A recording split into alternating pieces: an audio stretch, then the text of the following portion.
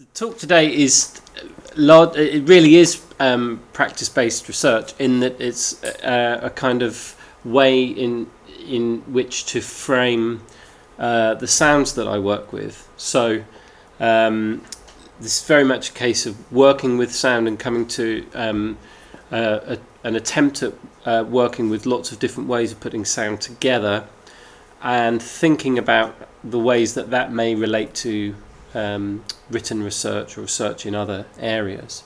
So it very much is one of the definitions of practice-based research for me at least. So it's a way to kind of contextualise what I do, and the reason that I felt that I needed to contextualise what I do other than just working in a university is because I work with technology that has a certain kind of connotation. So obviously some of you, if you know me, know that I work with turntables and with DJ technology. But the work that I do with the turntables is not necessarily always related to the history of the turntable. It's certainly not in terms of the dance music tradition. But there are some really interesting things, I think, about turntable history that also point to histories about electronic music in general. And maybe there are similar histories in film, for instance, that might take a path which favours some aspects of technological usage and doesn't really talk about other aspects of turntable technological usage. What do I mean by that? Well, I think the history of electronic music is a really interesting one in that largely there's a history which looks at largely European experimental music, and there's also a parallel tradition, which is the tradition which looks at dance music and looks at largely music from the African Diaspora, and there are relatively few connections between the two.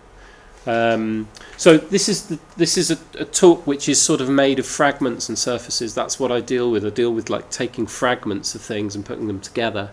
So I hope somewhere along the line there's a linear narrative or there's some sense of coherence. But as I said, I work with fragments and work with the idea of connecting together apparently disparate sources. That's hopefully what you might get from today. Anyway, so I've called this Afro-acousmatic because these seem to be the two main issues in relation to the turntable usage. So I don't know if can you read that? Is that okay? Thank you, because zooming that in would be interesting.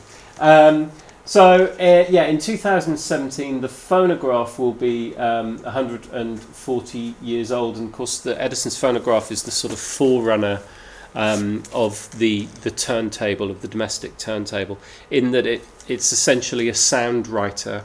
So the history of music is, of course, or the history of Western music, deals with a 1,000-year-long history of writing graphic symbols that sort of suggest music or provoke sound in some way. Whereas the phonograph, of course, was revolutionary in the history of sound because there was the opportunity to actually write with sound, or at least have an object that itself could be played. So in many ways a record, which of course is one of the big products that came out of phonograph developments and wax cylinders and so on, the record itself could be seen as a score, in that it documents sound, but for me it also provokes sound. I'll come back to the idea of sort of records as scores in a minute. But across that 140-year history, there's essentially two parallel streams, as I said, two main historical linkages. The first one is the use of the turntable as the basis of experimental sound, and this is in sound work, but also to some extent in film, especially in the earlier 20th century, and most famously in the work of John Cage and early musique concrète. I guess, is everybody familiar with musique concrète? The idea of making sound works that use sound recordings as their main source, as opposed to musical instruments. So, most famously, Pierre Schaeffer worked with recordings of trains to create sound works. In the pioneering work of what is now termed musique concrète, which is a work from 1948. So we're talking about something which now we take for granted, but the idea of sampling sounds from the real world, concrete sounds, and composing with them as if those sounds were musical instruments. So John Cage was most prominent in developing radiophonic works that deal with the idea of playback through loudspeakers and through radio broadcast, as opposed to works for the concert hall. Although he's most famously associated with the turntable in a piece called The Imaginary Landscape No. 1, which is a piece which you can perform with turntables and with live musicians, but it was designed for radio broadcast. So that links into the second part of my title, which is acousmatic music. And I know my colleague Lauren talked about acousmatic music before, which is effectively music for loudspeakers. So music that has a sound but doesn't necessarily have a clear physical starting point or a clear gesture that you can relate to the sound that you hear. So effectively music designed exclusively for loudspeaker listening. That lineage then is something that's quite prominently written about, and more recently the work of Christian Marclay, who's now a big-time famous artist, most famous for the 24-hour clock that he designed, and more recently a series of exhibitions in London that have been running over the past 4 or 5 months. He's particularly influential in turntable usage because he was using the turntable to make noise rather than music. So he was interested in this hinterland between when does noise become music, when does music become noise. He's of course not the first person to think about that, but this heritage of thinking about sound in experimental ways is often something that's linked to the turntable. There are other examples. Philip Jeck, who's a homegrown example from Liverpool, who was working very much with the notion of multiple turntables and developing a kind of collage of sound from multiple turntables. And then there's also Otomo Yoshida, who's a Japanese noise artist, who's working very much with the distortion and the sounds of failure that you get from the turntable.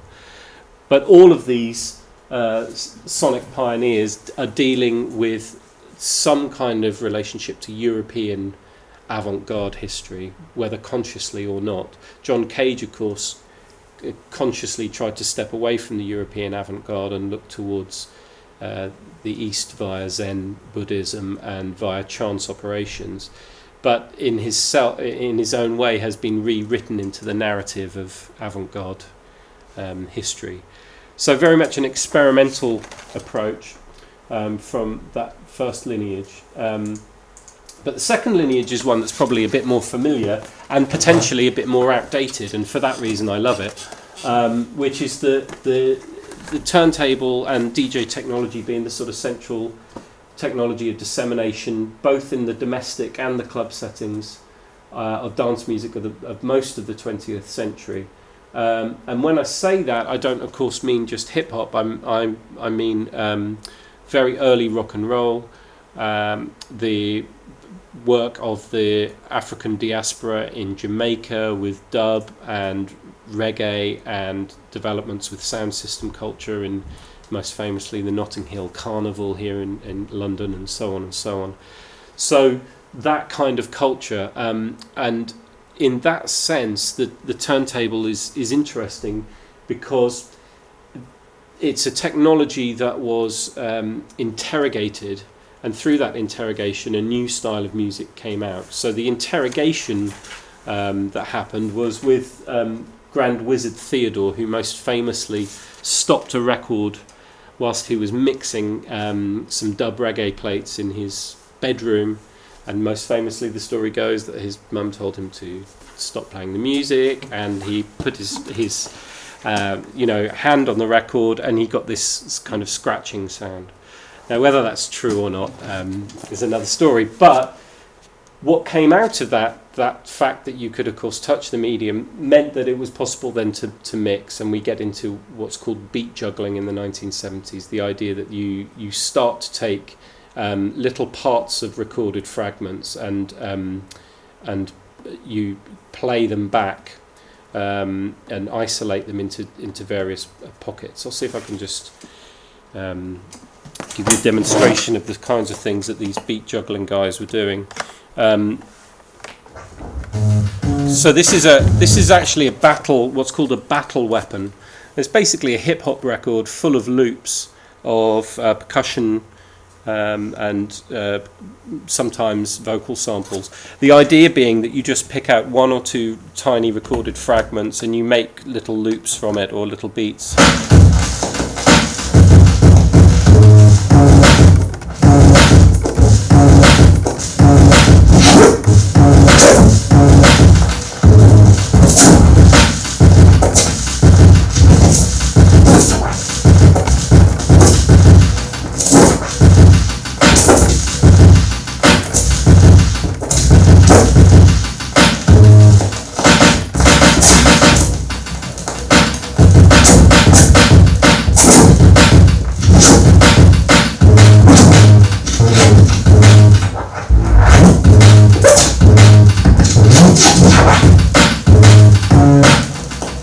So on. So the idea being that you take these tiny little recorded fragments, and already I suppose I'm kind of giving the game away, because of course I wasn't dealing with something that you might be able to dance to. So already I'm sort of taking hip hop techniques, but developing them perhaps in a way that might be more familiar to somebody like John Cage or Christian Marclay.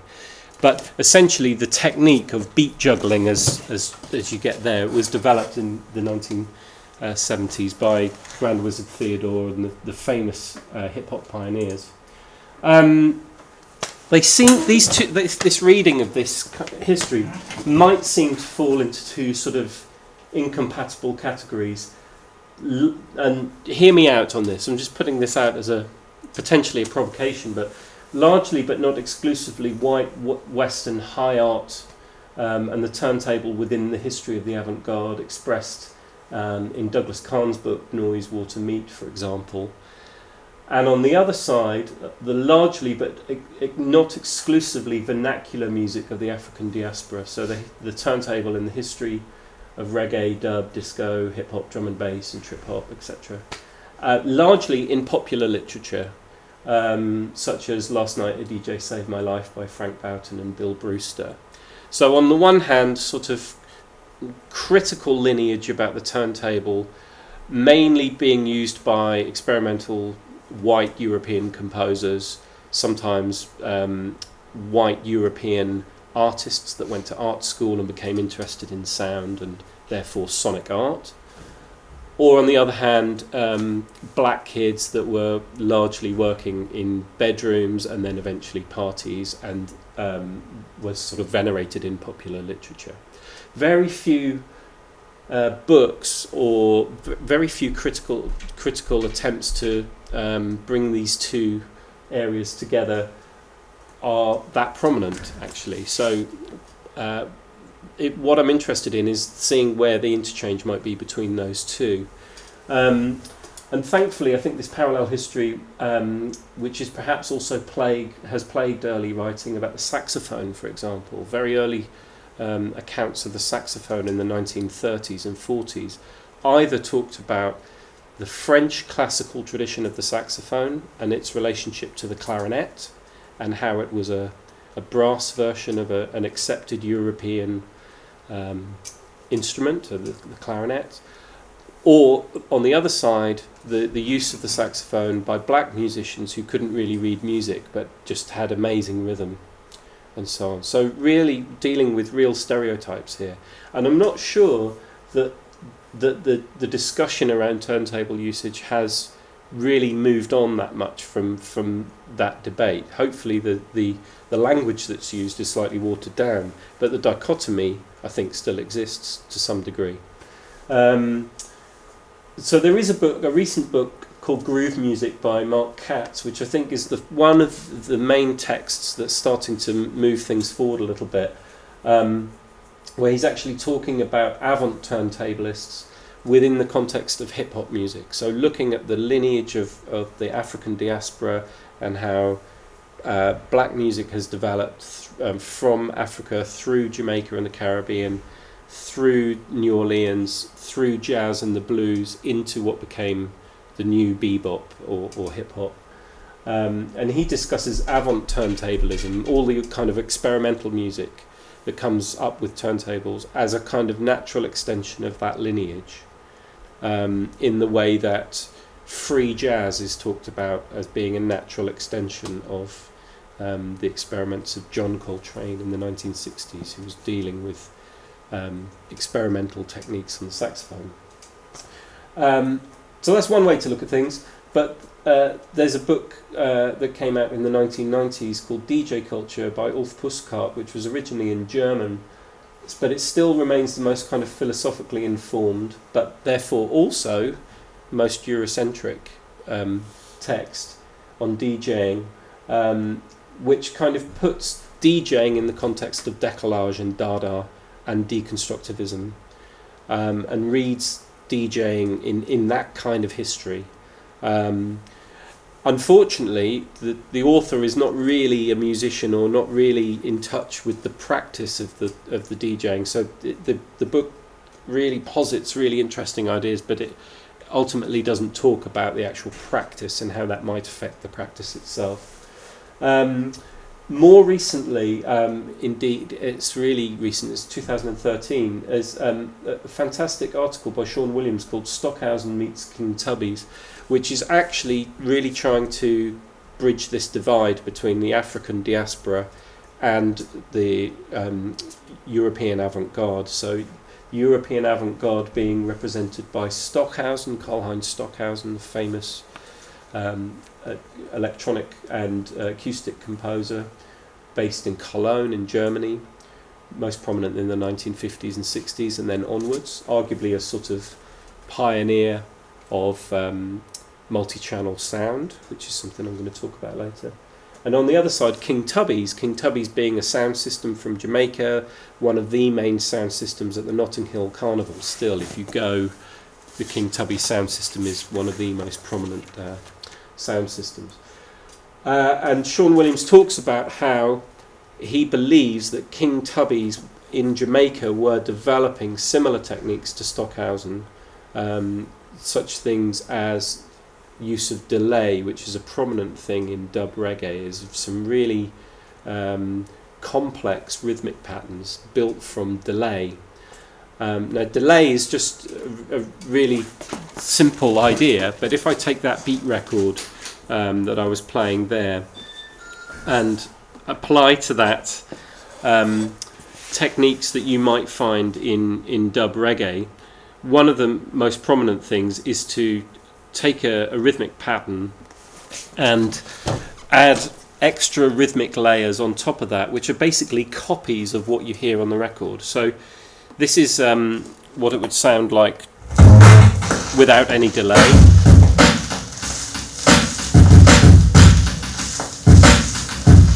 And then if I add the delay,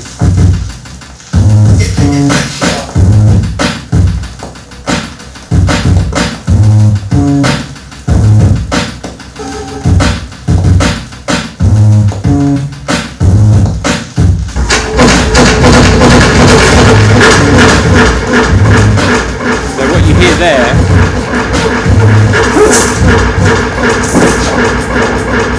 what you hear there is an extreme example of what you've just heard there on the record. So there's a kind of a recording of what was happening on the record and a duplication there with delay. If I give you another example, one of the ways to do this is to take a really simple pattern and build upon it another rhythmic layer. So to give you an example, I'm just going to play this back.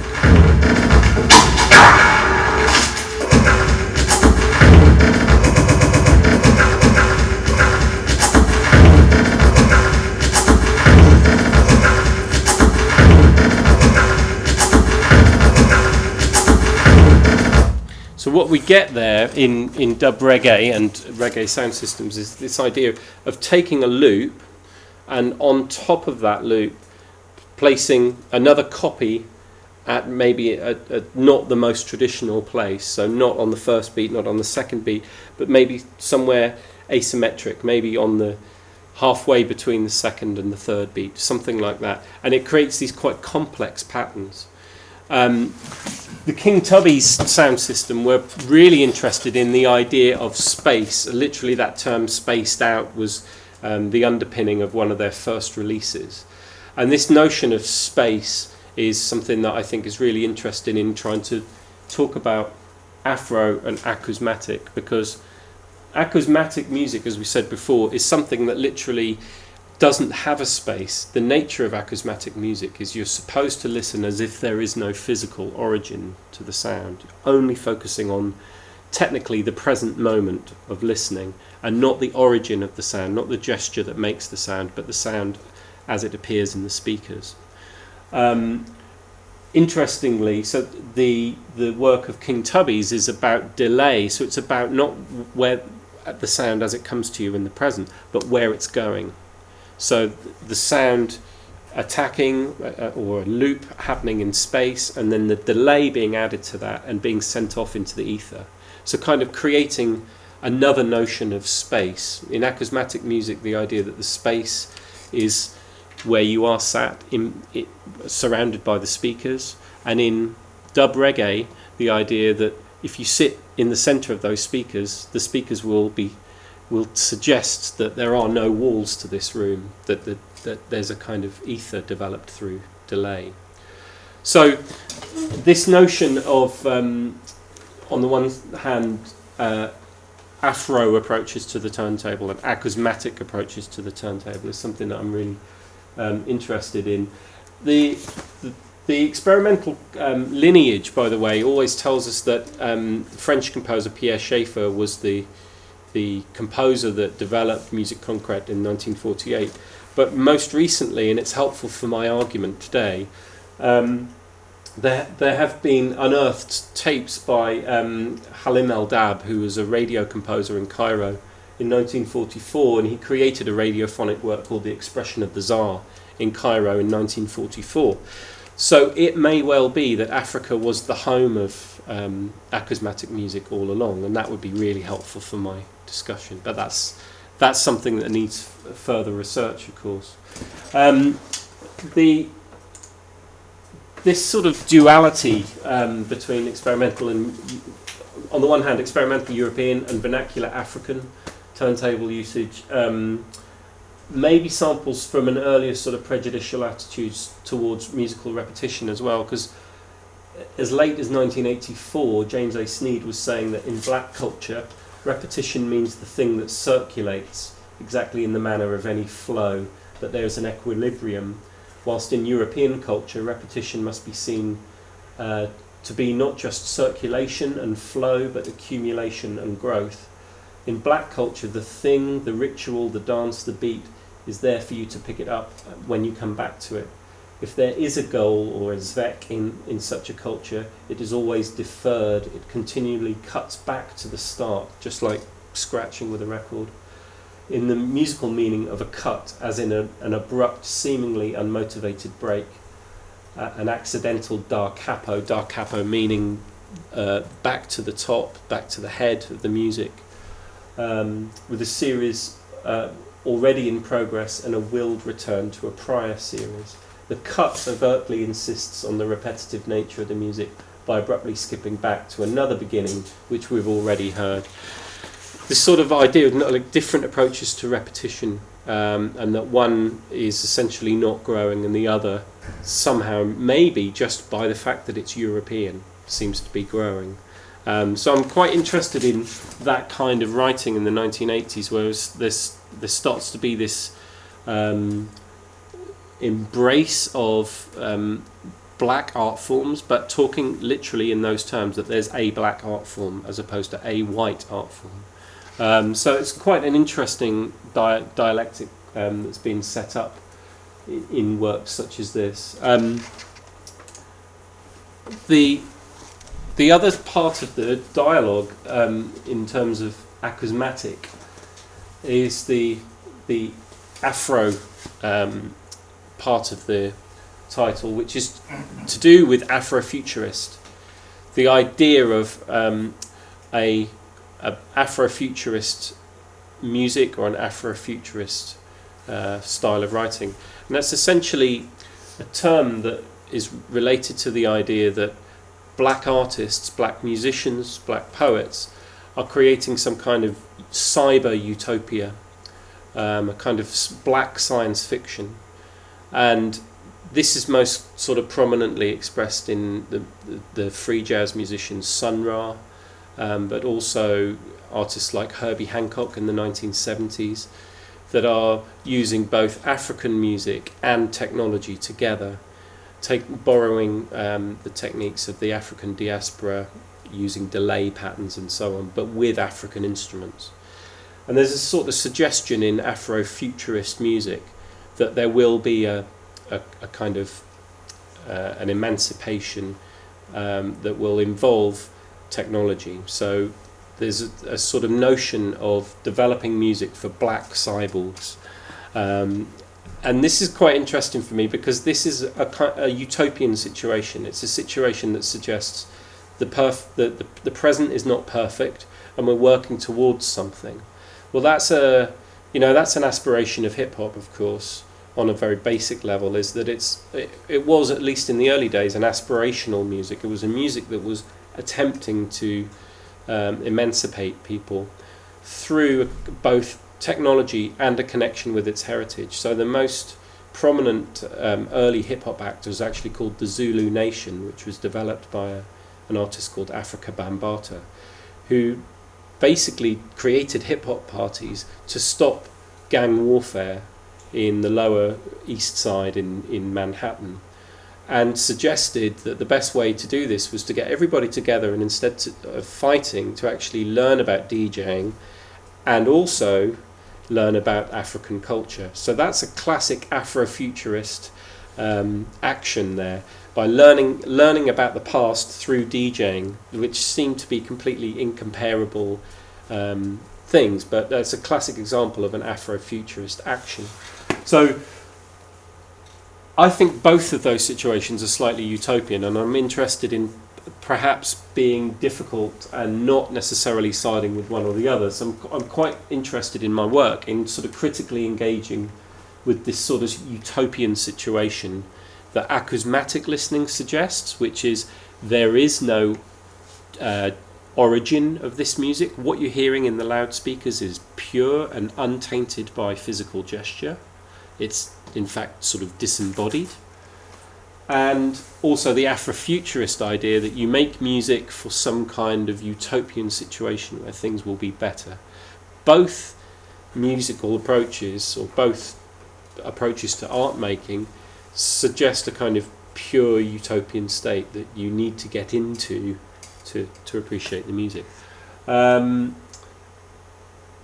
I hope this is not too cheesy, but the hyphen here for me really helps me sort of navigate between the two terms. And you could see the technology, the DJ technology, or the crossfader as kind of being a kind of hyphen between musical texts. So the idea of the DJ as somebody that works with disparate elements and attempts to connect them, attempts to mix them, attempts to critically engage with them.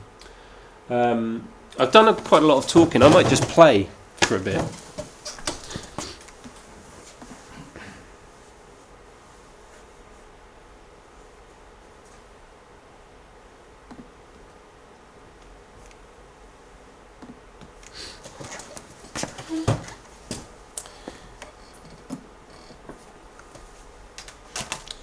This is a patch that I've made, which is in software called Ableton Live, which reacts to where I am on a particular record.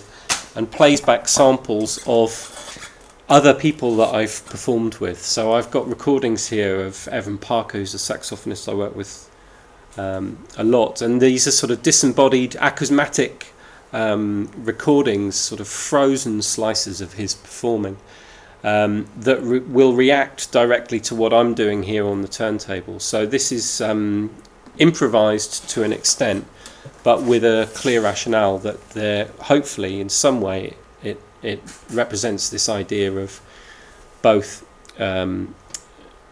acousmatic listening, in that you can hear it's a saxophone, but it may not sound like a saxophone. So I hope you can, at some level, appreciate it just as pure sound.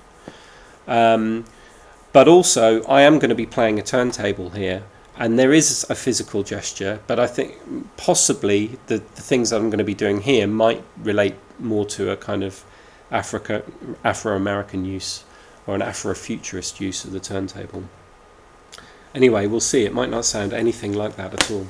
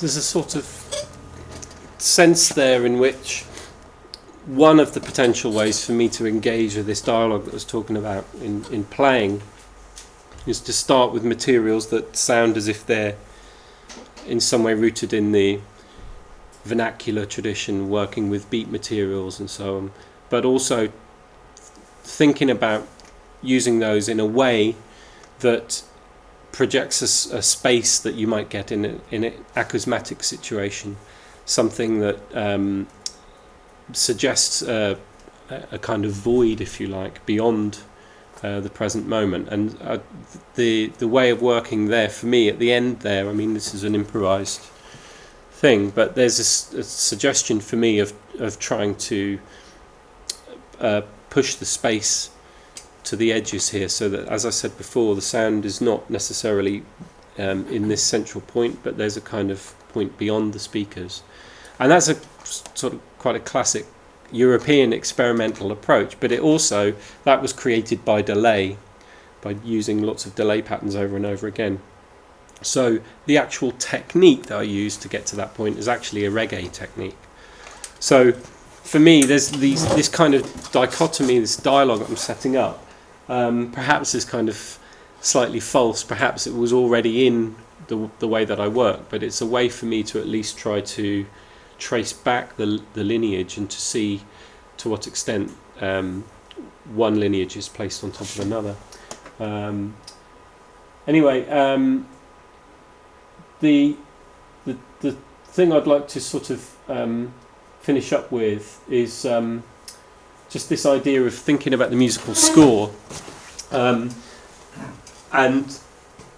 I mentioned earlier that I'm a composer, and I'm a classically trained composer, and I deal with musical notation and scores all of the time. But one of the beautiful things, of course, about the phonograph was the fact that you could write with sound, and therefore it's a score that you can actually play.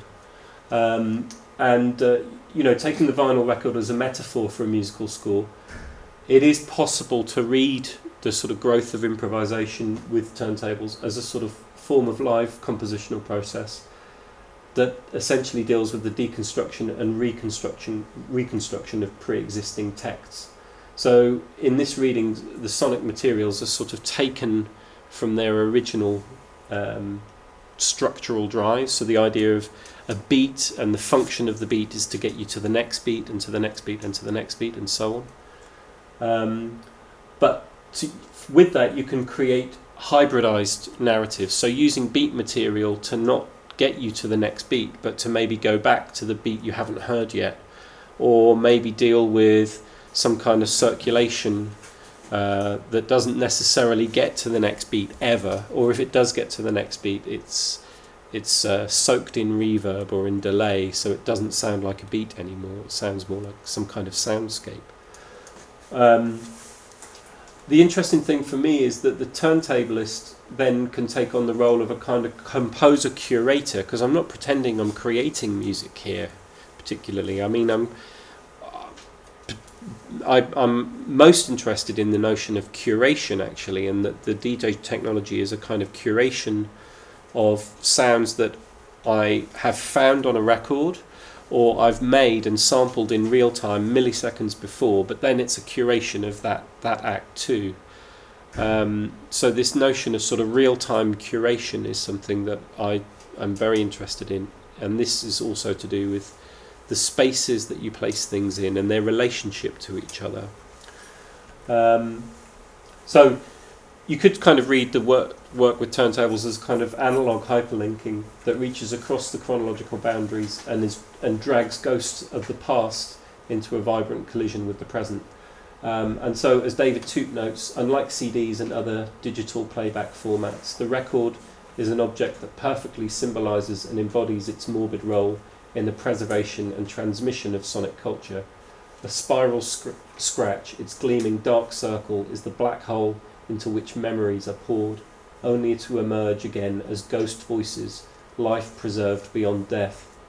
Frozen in time within the grooves, a voice, an instrument, a sound becomes the living dead and is worshipped in the way that a loved one, deceased, may be adored for years by the bereaved.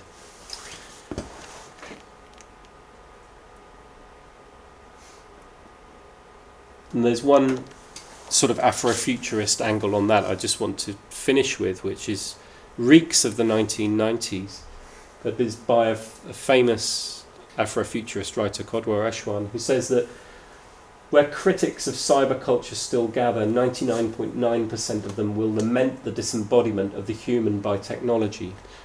So we might say that the ultimate expression of the European experimental tradition and acousmatic music is to, in some way, deal with ghosts, the disembodiment through ghost, whereas the disembodiment in Afrofuturism is that the human is replaced by technology, that is some kind of post-human. So are we dealing with ghosts versus Afrofuturist cyborgs? But as he says, machines don't distance you from your emotions. In fact, quite the opposite. Sound machines make you feel more intensely along a broader band of emotional spectra than ever before in the 20th century. Sonically speaking, the post-human era is not one of disembodiment, but the exact reverse. It's a hyper-embodiment via the Technics SL1200, which is a model of turntable, not a pay grade. And there perhaps I should finish, but thanks very much for listening.